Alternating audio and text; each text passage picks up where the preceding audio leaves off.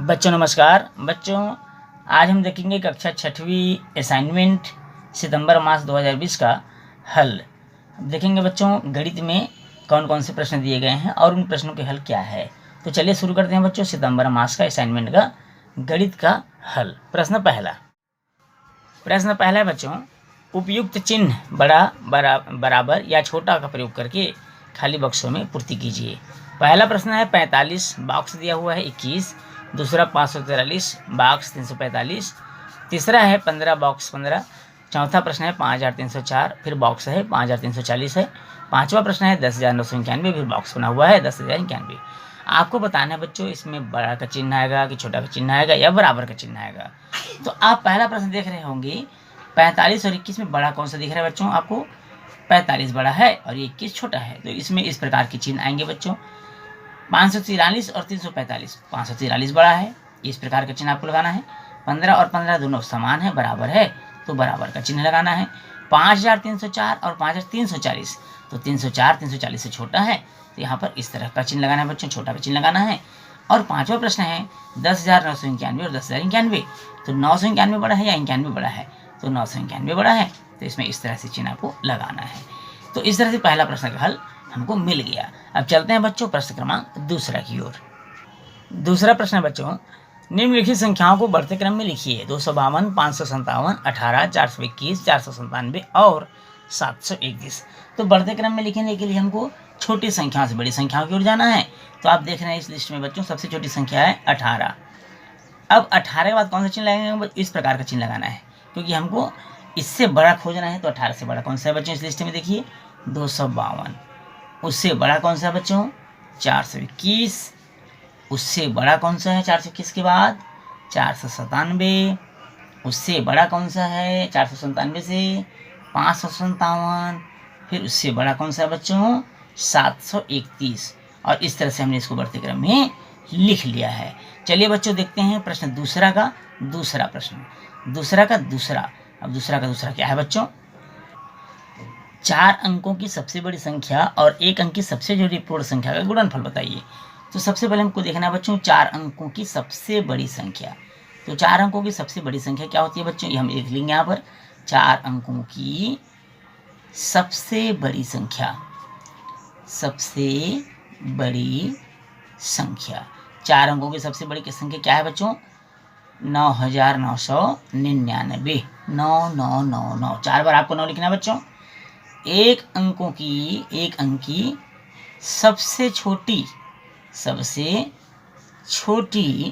संख्या, सबसे छोटी पूर्ण संख्या क्या है बच्चों? सबसे छोटी संख्या एक अंक की 1। अब क्या करेंगे? इसमें बोला है इनका गुणनफल बताइए। क्या बताइए बच्चों? गुणनफल। तो इसका गुणनफल क्या होगा?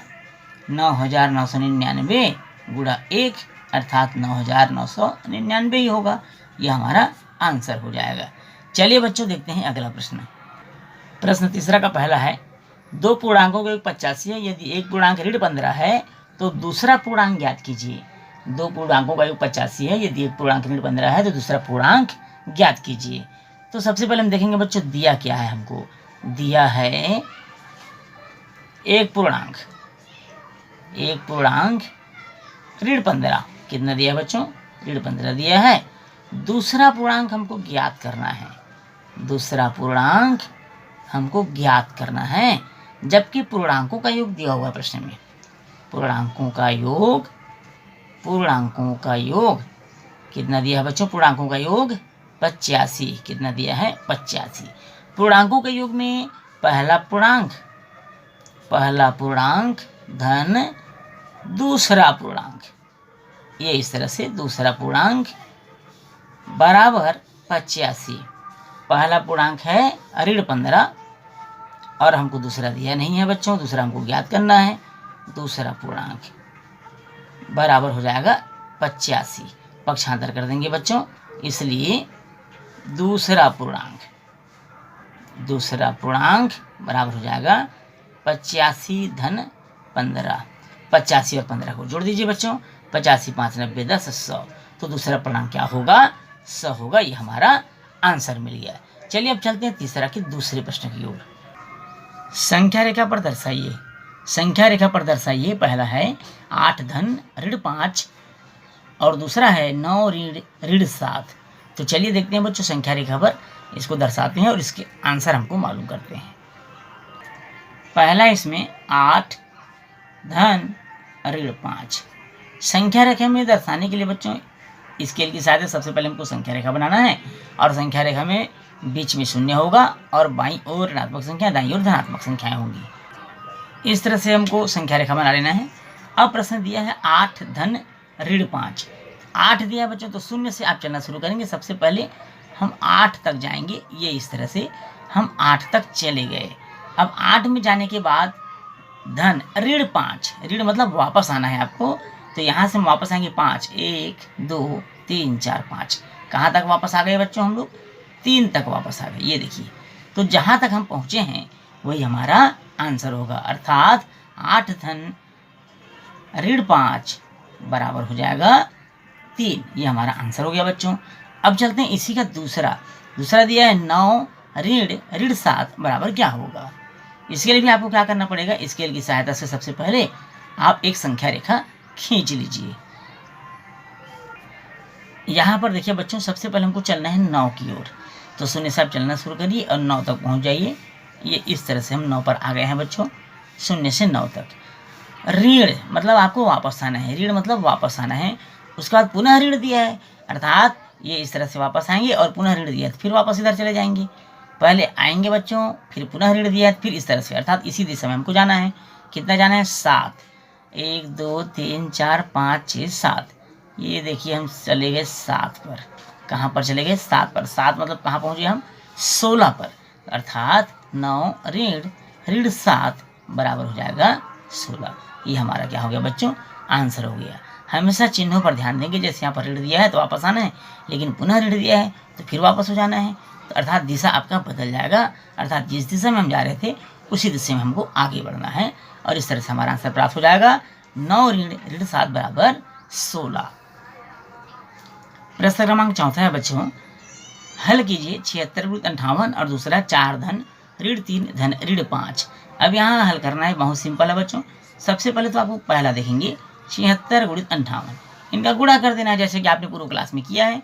सबसे पहले 8 का गुणा 76 से करेंगे तो हमको 608 प्राप्त हो जाएगा। फिर नीचे गुणा लगा दीजिए, 5 गुणा फिर 76 से कर दीजिए, 380 प्राप्त हो जाएगा।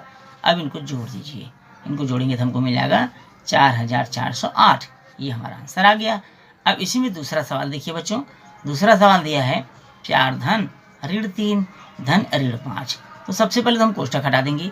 4 धन और ऋण का गुणा ऋण होता है बच्चों, यहाँ ऋण लगा देंगे। इसी प्रकार फिर धन और ऋण का गुणा ऋण हो जाएगा। ये समान चिन्ह जुड़ जाते हैं, अर्थात ऋण 3 और ऋण 5 हम जोड़ेंगे तो हमको ऋण 8 प्राप्त होगा। अब ऋण 8 में 4 को घटा देंगे तो ऋण 4 प्राप्त हो जाएगा। इस तरह से हमने दूसरा का आंसर भी मालूम कर लिया। अब चलते हैं बच्चों प्रश्न क्रमांक 5वां की ओर। 5वां प्रश्न है और 5वां का पहला प्रश्न है बच्चों, 1 से 100 के बीच आने वाली अभाज्य संख्याओं को लिखना है। तो 1 से 100 तक की कौन कौन सी संख्याएं होती हैं जो अभाज्य होती हैं बच्चों, ये आपको लिखना है। अभाज्य प्राइम नंबर जो किसी संख्या से विभाजित नहीं होती, वो केवल स्वयं से विभाजित होती है, उनको हम अभाज्य संख्या कहेंगे।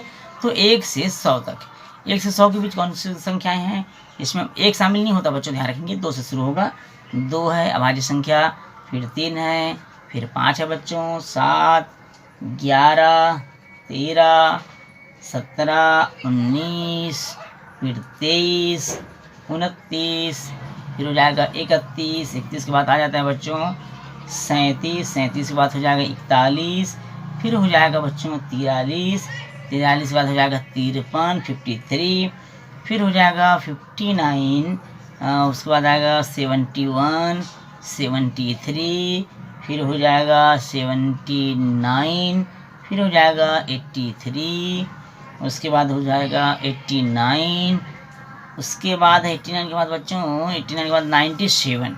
ये इस तरह से इतनी संख्याएं हैं जो 1 से 100 के बीच है और अभाज्य है। ये हमारा आंसर हो जाएगा। अब चलिए देखते हैं 5वां का दूसरा और अंतिम प्रश्न। क्या 18 108 का गुणनखंड है, समझाइए। प्रश्न है बच्चों, क्या 18 108 का गुणनखंड है, आपको समझाना है।